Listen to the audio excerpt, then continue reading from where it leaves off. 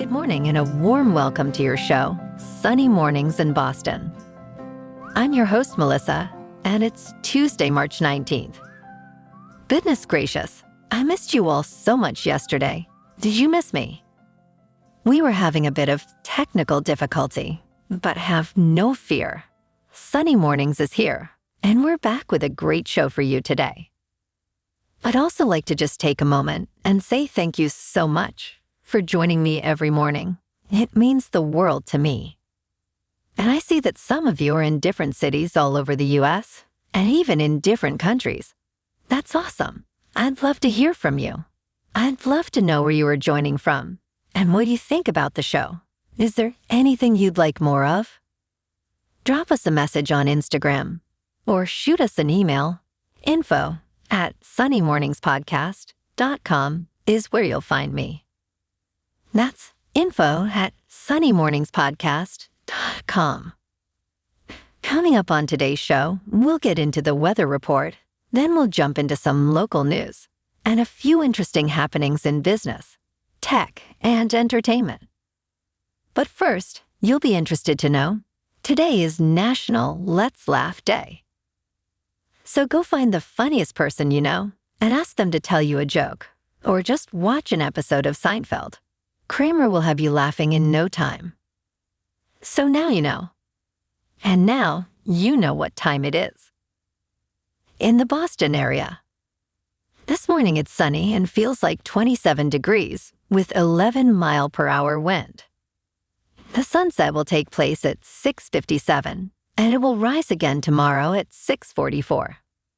Winner, winner, chicken dinner. It looks like we're in for mostly sun today, with a high near 46 and wind of 10 to 14 miles per hour. Tonight, cloudy with a low around 34. For all you beach runners out there, the first high tide Tuesday will be just before 8 a.m., with a low tide around 2. The nearshore buoy at Cape Cod Bay reads 41 degrees for the water temperature. Looking ahead in the weather. Wednesday offers partly sunny skies with a slight chance of afternoon rain, highs near 52 degrees, and southwest wind of 8 to 13 miles per hour. Rain may turn to light snow overnight as temperatures drop to 31 degrees. Thursday is sunny and breezy, with highs near 42 degrees and gusts up to 38 miles per hour. Friday remains mostly sunny with a high near 43. Snow chances return late Friday night, with lows around 29 degrees. The weekend brings mixed rain and snow chances on Saturday, with highs near 46, and partly sunny skies on Sunday, with a high near 42 degrees, featuring brisk north wind. Bonjour, food enthusiasts. This podcast is brought to you by Versailles Cafe and Pastries in Encinitas. Nestled on El Camino Real South, just north of Encinitas Boulevard, this cafe is a haven for culinary delights. Indulge in their amazing Eggs Benedict or their gluten-free crepes. You can grab a panini for lunch or just breeze on through to get your morning coffee. They are open every day from 8 to 5. So stop on by and don't forget to tell them Sunny Morning sent you. The Boston College Eagles men's basketball team has secured a spot in the 2024 National Invitation Tournament and is set to face off against Providence College tonight. This marks Boston College's first postseason tournament appearance since the 2017-18 season. Their journey to the National Invitational included a notable run in the ACC tournament, where they defeated Clemson and pushed Virginia to overtime. Providence College, their opponent, impressed with a victory over number 8 Creighton in their conference tournament despite a late-season stumble. Let's go, Eagles!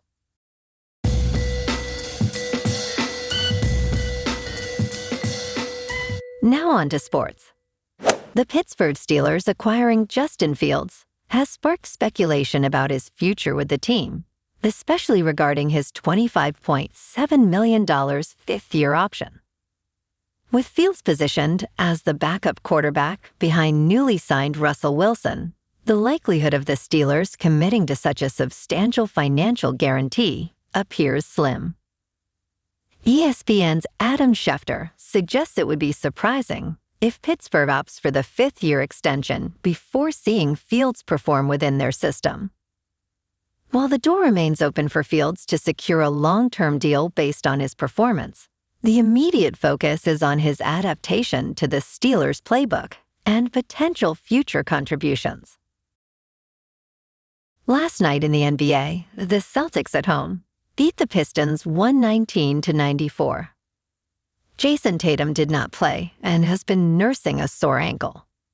Rest up, big guy. We need you for the long haul. And tonight, the Bees are at home to taking on the Senators.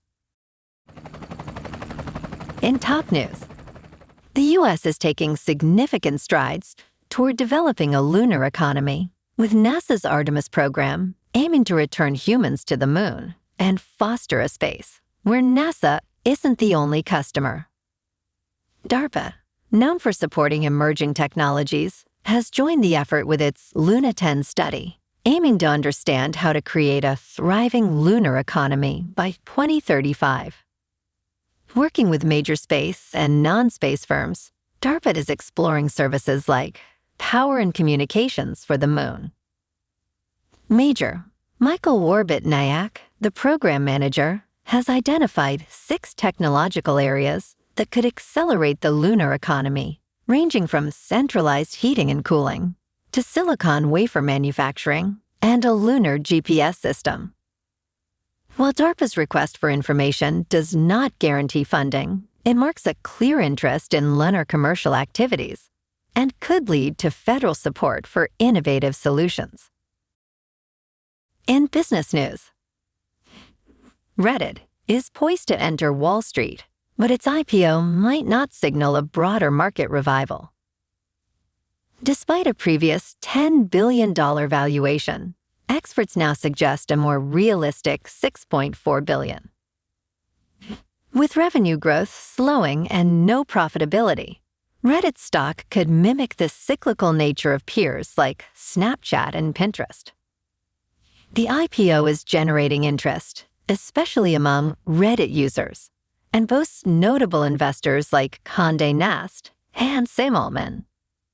However, competition and concerns over ad revenue sustainability could temper long-term excitement, keeping eyes on potential future IPOs from larger unicorns.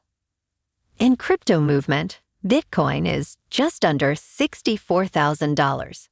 Ethereum is at $3,300, and Solana is just booming at $183. Moving on to a more local vibe. In our community spotlight on health and wellness, we are working with a national Pilates studio to bring you some free classes, so listen up. Check out Club Pilates, with several locations in the Boston area. Pilates presents a comprehensive wellness approach, cultivating strength, reducing tension, and elevating mental well-being. Scientific research affirms its benefits. So now you can check out Club Pilates for a free class. With locations in Canton, Wellesley, Hingham, Brookline, and Framingham, just be sure to tell them Sunny Morning sent you by. And now, back to the show. Let's talk science. A lunar sample return bag containing moon dust from Neil Armstrong's historic 1969 moon landing, initially missing, sold for $1.8 million at auction by Nancy Lee Carlson, who had previously purchased it for under $1,000.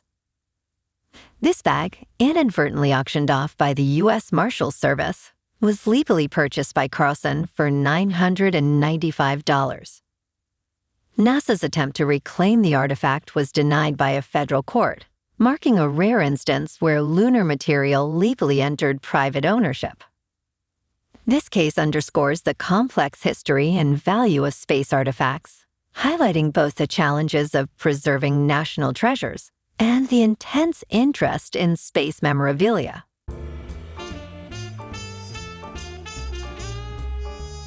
And in entertainment news, a new mural by the world-famous street artist Banksy has appeared overnight in a North London neighborhood, sparking curiosity and excitement among locals and visitors alike.